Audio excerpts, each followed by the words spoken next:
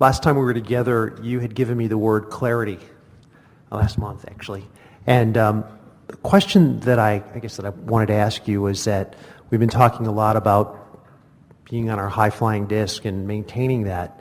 And I'm curious to know, with coworkers or relationships or people that we have in our life, if they're having a really tough time or a go at something and they're in a really kind of negative state or a negative place, I'm curious, I would like to know, what can I do, to not be at the effect of that, to be able to maintain that high-flying disc state? And then also, what could I do to help that person, if anything?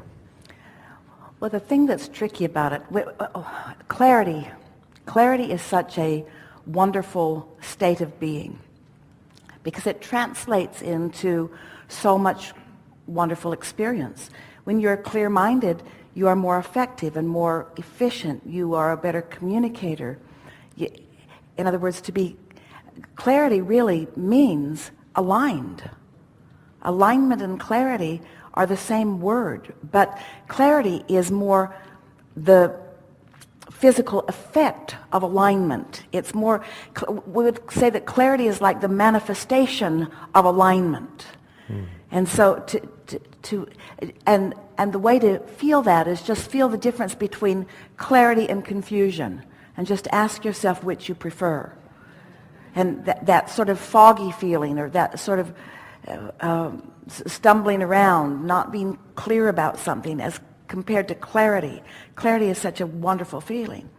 And so it's something that you accomplish through deliberate focus.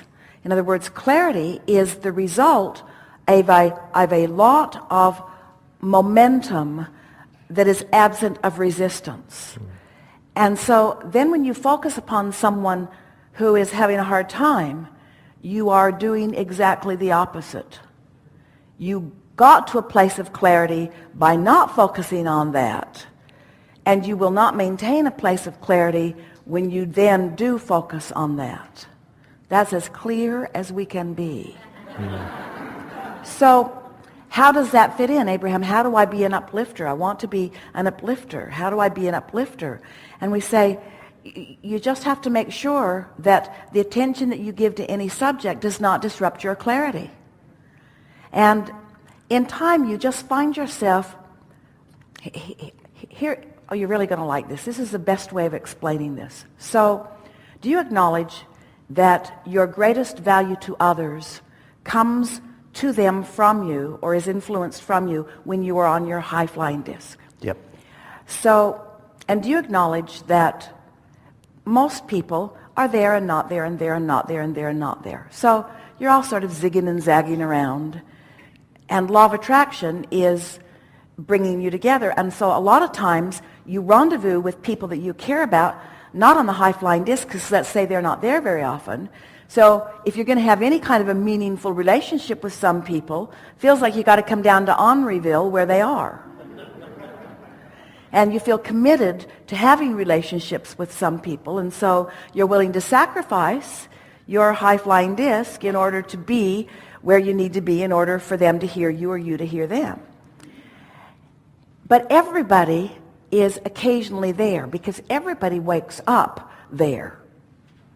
Sometimes you only stay for a split second, but everybody wakes up there. So what about the idea of you just being so consistently there that when they randomly show up there, you have a moment, instead of having your moments in frustration? So you just increase the odds of being able to, with clarity, say the right thing at the right time, or be in the right place together with someone, if you're consistently there, because you're only going to reach them when they're there and you're there. Now,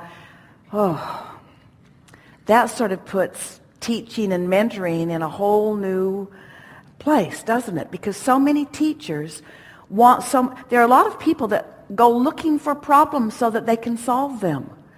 And it just doesn't work out very well, because when you look for a problem, you've left the disc.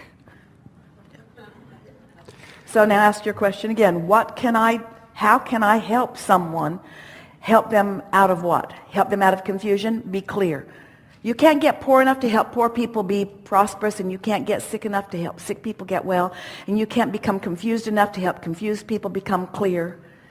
You must be prosperous if you are going to encourage prosperity, and you must have clarity if you are going to encourage clarity, and you must feel love if you are going to encourage love, and there is no other way around it.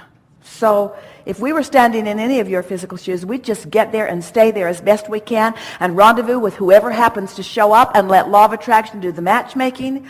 And we would not go out to save the world, because when you try to save the world, you'll leave your disc and then you'll just bang around with them.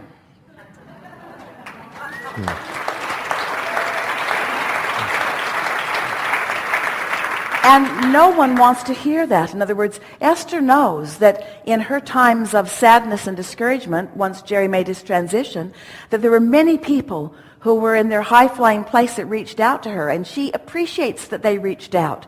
But they never connected with her unless she was in the vicinity. And she took that as her complete responsibility, you see. And so, do you ever like to be felt sorry for? Mm-mm. Do you ever want to be caught in your diminished moment? Do you want to be caught in your mistakes or caught in your down moments? You don't. You want the spotlight shined on you when you are at your best, you see. And you want to shine the spotlight on others from being at your place of being at your best, and when they are at their best as well. And if someone's chronically in that lower state and I maintain that higher state, then they're not very much in your life, are they? Because law of attraction doesn't put you together.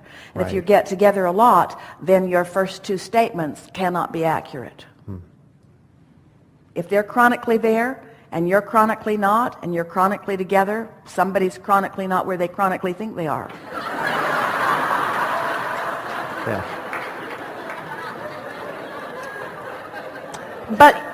But you know, you can be there, and then take a dip for a moment, and be there, and take a dip for a moment, and be there. Just don't dip so much that you lose your place, you see. Mm-hmm. So we're not asking you to not help people. We're asking you to get on your high-flying disc and then think about them. But it's easier to think about people who are having trouble when you're not with them, because when you're with them, what you're observing makes it difficult for you to maintain your we were talking about healing earlier, and we haven't talked about Jesus and healing for a while, but he was able to heal. There have been many, because he did not allow himself to see you in your sickness. Instead, he knew you in your wellness. And he didn't heal everyone. He didn't heal everyone. That's something that you're not talking about much when you tell that story. He couldn't heal those who were not in the vicinity. And when someone asked or thanked him, he said, "It is your faith that has made you whole. It was your proximity. It was your vibration. It was your expectation. It was your belief in me, maybe," is what he was saying. But something happened to change your vibration to a frequency that allowed for a moment the dog to get up. Yeah. Really good. Something more?